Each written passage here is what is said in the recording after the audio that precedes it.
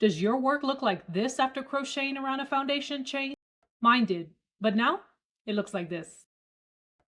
I'm not sure if you can tell the difference, but my old way of crocheting left pretty big gaps in my work and they just got worse after stuffing it.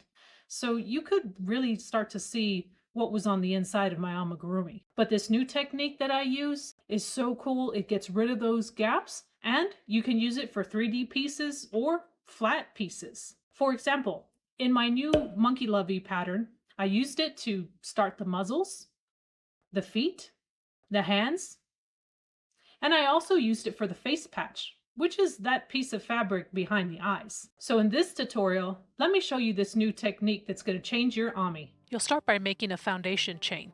I have 5 chains in my example. In the top of the chain, you should have 2 loops that kind of come together to make a V. Behind the chain, you'll see a bump, and that's where the secret is. Starting in the second chain from my hook, I'm going to single crochet into that back bump. I'll continue doing this to follow the pattern's instructions until I get to the end of the chain.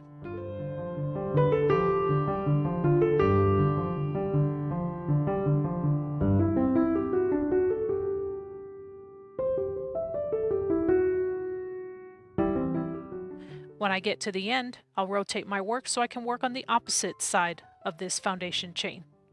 Now, you should be able to see where you can insert your hook at this point because these spaces look like the tops of single crochets. Follow the rest of the pattern's instruction until you finish the round. You really can't see any gaps, and that's going to take your ami to the next level. So have you used this technique for your amigurumi or any of your other crochet projects? Let me know in the comments. I just find that it gives me that polished finished look that I'm after for all of my amigurumi projects. And yeah, I know it can be a little difficult to work into those back bumps, but I think it's worth it. And if you're a tight crocheter, try loosening your tension just a little bit when you're making those chains and see if that works. I hope you'll give this one a try if you haven't already, and then share your work with me on Facebook. That's going to be it for now. Thanks for watching.